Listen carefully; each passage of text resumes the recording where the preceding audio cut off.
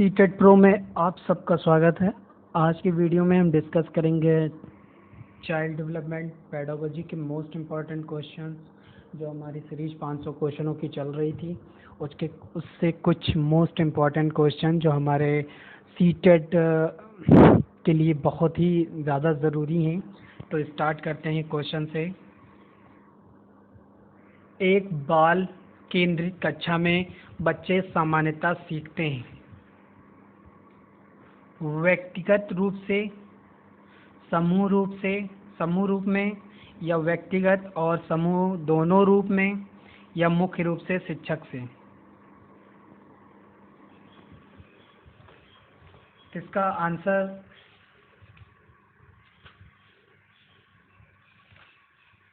आप लोग करें। वीडियो पॉज करके आप इसका आंसर कर सकते हैं।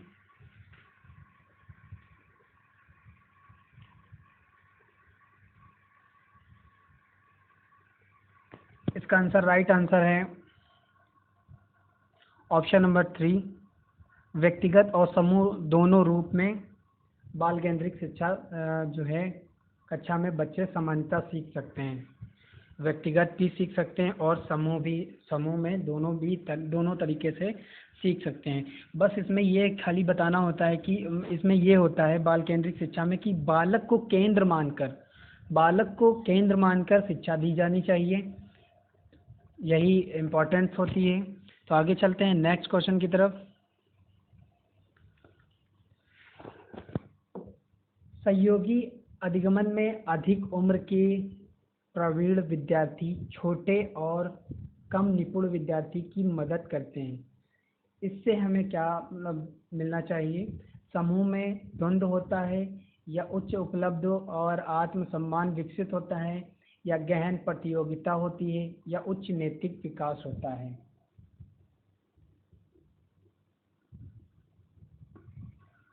तो इसका राइट आंसर हमारा क्या है? इसका राइट आंसर है ऑप्शन नंबर 2, उच्च उपलब्धि और आत्म सम्मान विकसित होता है। जैसे कोई आपसे कुछ ज़्यादा कोई क्लास ऊपर है, मान के चलो आप 6 क्लास में है, आप वो 8th क्लास में है, जो आपकी वो मदद कर रहा है वो 6 क्लास के बच्चे की, तो वो अपने विचारों के साथ अब तुमको समझाएगा, अपने विचारों को व्यक्त करेगा और उसे ही वो समझाता रहेगा, वो 8th क्लास लेवल का बताएगा। तो इससे ये क्या होगा कि उच्च उपलब्धि और आत्मसम्मान दोनों ही विकसित हो जाएंगे।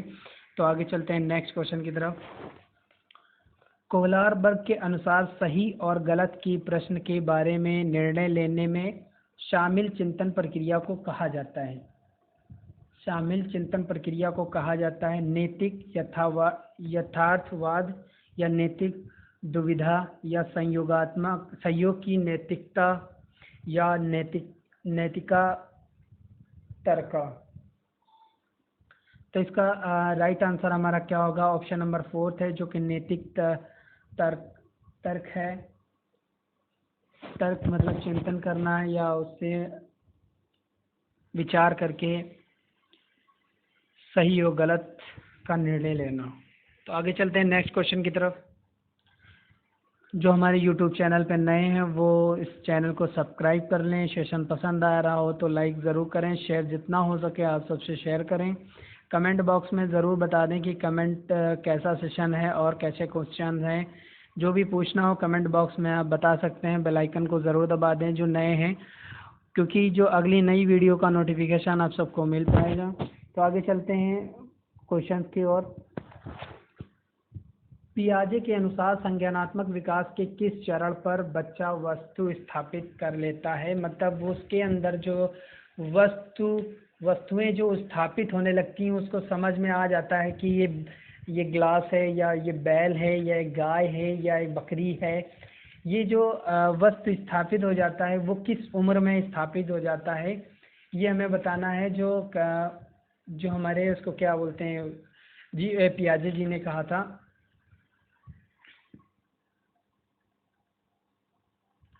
तो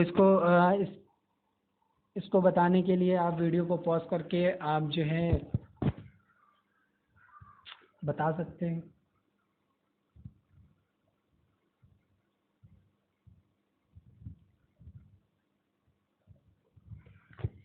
तो इसका राइट आंसर ऑप्शन नंबर 2 है। पूर्ण सक्रियात्मक चरण में जो है बच्चा हो जाता है कम 2 से 7 वर्ष में बच्चा जो है वो वस्तुएं स्थापित हो जाती हैं उसके अंदर, वो बताने लगता है कि ये चीज़ें हैं और उसको समझने लगता है, उसमें विभेदीकरण करने लगता है। तो आगे चलते हैं नेक्स्ट क्वेश्चन की तरफ। एक विद्यार्थी अपने समकक्षा व्यक्तियों के समूह के प्रति आक्रामक व्यवहार करता है और विद्यालय के मानदंडों को नहीं मानता है। इस विद्यार्थी को किस टाइप की आवश्यकता है? संज्ञानात्मक क्षेत्र का, या मनोगतात्मक क्षेत्र, या भावात्मक क्षेत्र, या उच्च स्तरीय चिंतन कौशल। तो इसका राइट आंसर है भावात्मक क्षेत्र। भावात्मक क्षेत्र में भय, डर, ये सब चीज़ें आ जाती हैं, और संज्ञानात्मक क्षेत्र में जैसे कि नवीनतम चीज़ों की खोज करना, विचार, तर्क, ये सब चीज़ें आ जाती हैं। तो भावात्मक क्षेत्र में भय, डर, यही सब होता है, और जो वो गलत तरीके पे जाने लगता है या गलत तरीके करने लगता है या कक्षा में दुर्व्यवहार करता है, वो सिर्फ भावात्मक क्षेत्र के पक्ष में आ जाता है। तो आगे चलते हैं नेक्स्ट क्वेश्चन की तरफ।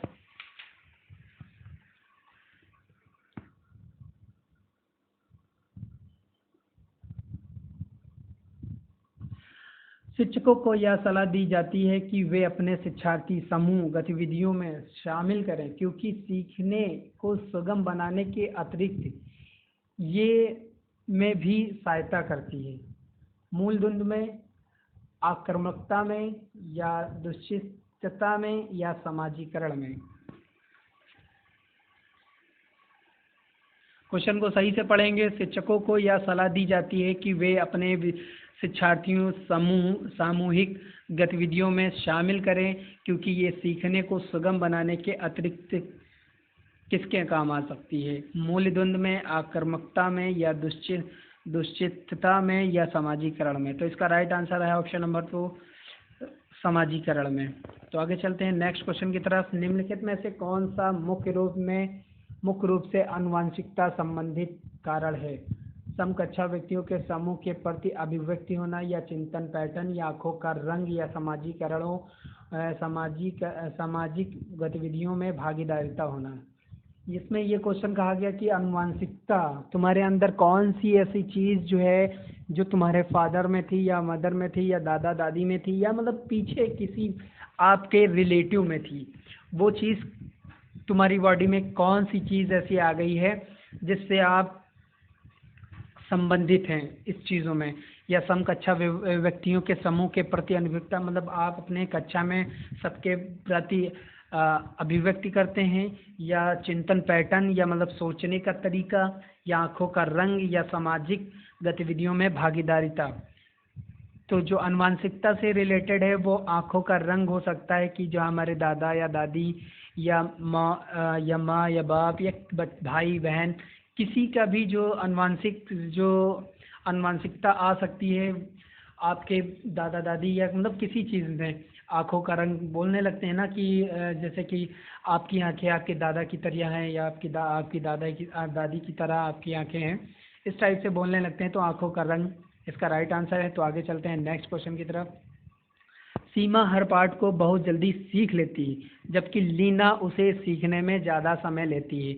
यह विकास किसके सिद्धांत पर है? पहली बात तो ये जो सीखने का जो तरीका है, इसमें अंतर डिफरेंस हो रहा है, कि वो सीख लेती है, वो नहीं सीख पाती। तो यही हमें बताना है कि इस दोनों में क्या हो सकता है। निरंतरता है, या समान से विशिष्ट की ओर है, या व्यक्तिगत भिन्नता है, या अंत संबंध है। तो इसका राइट आंसर है हमारा ऑप्शन नंबर 3, व्यक्तिगत भिन्नता। व्यक्तिगत भिन्नता मतलब एक आदमी जल्दी सीख लेता है, एक आदमी कम जल्दी, मतलब धीरे सीखता है, बाद में सीखता है, या थोड़ी देर बाद सीखता है, या कुछ दिन बाद सीखता है, मतलब। तो इसमें क्या है, व्यक्तिगत भिन्नता है। उसको जल्दी समझ में आता है, उसको समझ में नहीं आता है, कोई उससे जल्दी ज़्यादा समझ में आता होगा। तो ये सब चीज़ें आ जाती हैं व्यक्तिगत भिन्नता के अंदर। आगे चलते हैं नेक्स्ट क्वेश्चन की तरफ। ये इम्पोर्टेंट बहुत है। विकास शुरू होता है विकास हमारा कहाँ से शुरू होता है? शैशवावस्था से शुरू होता है, पूर्ण बाल्यावस्था से शुरू होता है, या उत्तर बाल्यावस्था से शुरू होता है, या प्रसव पूर्ण अवस्था से शुरू होता है? प्रसव पूर्ण अवस्था वो अवस्था होती है जो जन्म से स्टार्टिंग होती है।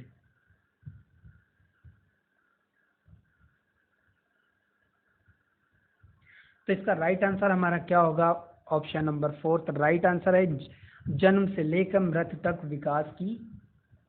विकास रहता है। जन्म के जो गर्भाधान है उससे ही विकास होना स्टार्ट हो जाता है और मृत्यु तक विकास होता रहता है।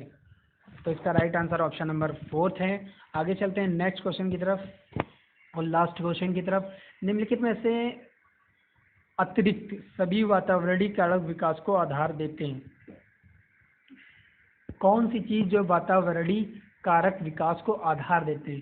शिक्षा की गुणात्मकता, या शारीरिक गठन, या पौष्टिकता की गुणवत्ता, या संस्कृति?